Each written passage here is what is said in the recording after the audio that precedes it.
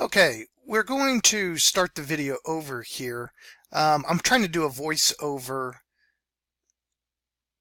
over the actual video I recorded before because we had some technical difficulties. Now this is the second video, so the first part of the assignment has already been worked through, and now we're looking at 6 and 7. And what we're really trying to do is look at changing our interval level sample, or our variable, intelligence quotient, into an ordinal level variable. So, as we can see with this particular data, if the video will here scroll up, and we're going to have some patience because I'm doing a voice over an already existing video.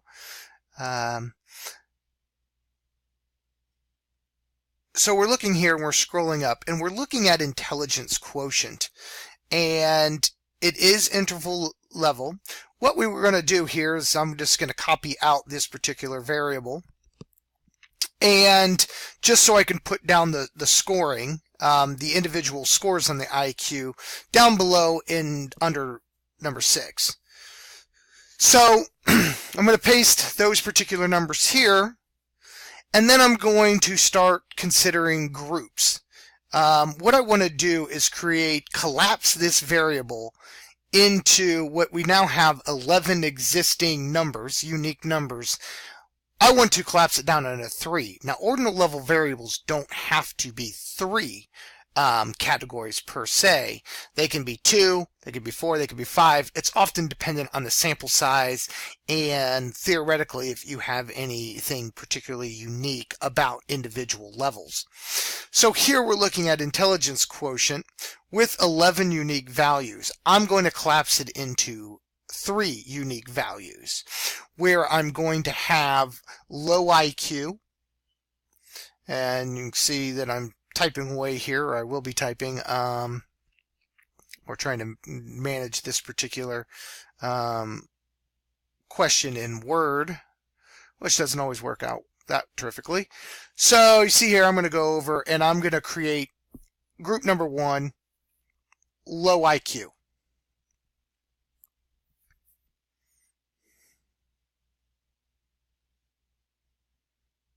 Secondly, I'm going to create a secondary category, middle IQ. And lastly, I'm going to make a high IQ. Now, what we can see is that just low, middle, high has no mathematical property to it. However, you can rank order it. You know that individuals positioned in the middle IQ have a higher IQ than people positioned in the lower IQ. You just don't know by how much. Now, what I'm doing here is essentially defining each category. So our observations, anyone under an IQ of 70 under a score of 70 will go into the category of low IQ. With middle IQ, I believe it's 70 to 100 is what I set that particular group 2, and then it's 100 to what I'll put in as max or maximum. Here we know that the maximum, just looking at 11, is 127, so it's technically 101 to 127. So you're going to see me here kind of illustrate it, and that's what the question really looks like. Change the level of measurement of the variable intelligence quotient, which is interval level. And then we're going to look at the creating a different measurement, which is, of course, an ordinal level, a lower level. And it says illustrate it. This is kind of what I mean by illustrate it. You don't have to worry about that on the assignment or even on the exam, as long as I understand what you're trying to do. So what I'm trying to do here is illustrate how I'm putting every observation or score on the left into one of the 3 unique groups. So 101, and I made a mistake there on the first one, 101 and 119, because they're above 101 or at 101, they belong in the high IQ group.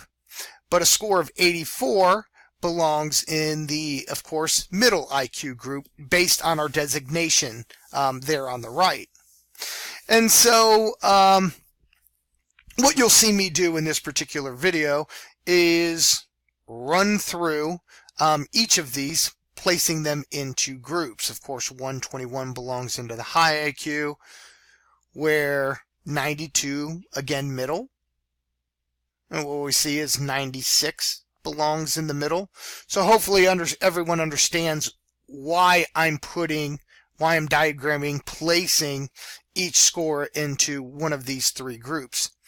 It's important to remember, though, that in ordinal level variables, as in all variables, we talked about this earlier in the semester, that there's two properties they must be. They must be exhaustive and exclusive, meaning every variable should go into one grouping, or every score needs to, in this situation, needs to be able to go into at least one grouping, but no more than one grouping. So we see here that, of course, the 60 goes into low IQ, 120 in the high IQ, 66 again into the low IQ, and 89 into the middle IQ.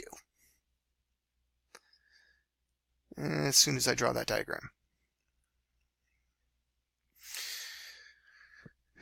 Now, since we have illustrated that transformation, we can now look at the distribution. What we have on the left, of course, in our distribution, we have 11 unique variables. But it's not unique as far as if you're scoring low IQ. There are 2 persons, so our distribution is 2 for the group of low IQ. The distribution is 4 in middle IQ, and the distribution is 5 for high IQ. As you can see here, there's 2 arrows going to the low IQ, there's 4 arrows going to the middle IQ, and there's 5 arrows going to the high IQ. Now, when you are transforming an interval or ratio level variable into an ordinal level variable, you're essentially collapsing the data. You're making it accurate, it's less specific. But at the same time, you got to recognize that in your distribution scoring, that it will always equal your sample size. So we have 11 unique numbers on the left. Well, when you add up the distributions from low, medium, high IQ, you see that it adds up to 11. So we have 11, and when it's asking for what's your score distribution of each attribute created, because this is an attribute of scoring IQ, you either low, middle, or high IQ, where on the left, your attributes are actually individual numbers, the actual scores, where these aren't your actual scores on the right. So that's what collapsing a variable or changing the level of measurement really means. And the book has a diagram of it. I don't think that diagram is very easy to comprehend. I don't think it's very clear. I see it's collapsing more along the lines of what I've drawn here with my rudimentary arrows and the such. So the next assignment, or the next question rather, was prior felonies. And ultimately, you can move on and watch what I do with prior felonies, but it is exactly the same thing. How you're going to do it. It's just how you're going to do it makes a difference. It doesn't matter if you choose yourself on one of these questions to have 3 groups or 2 groups or 4 groups. That's fine. That doesn't make anything more or less correct, because the way we collapse variables in quantitative research is really a data analysis decision. And of course, this is a methods course, not 301 data analysis, so we're not going to worry ourselves too much on why collapsing variables, what is some of the bias that can be created with collapsing or not collapsing variables, and so forth and so on. So I don't want you to get bogged down on the reason why so much, because it's just beyond the scope of this particular lesson, and in fact, this particular class.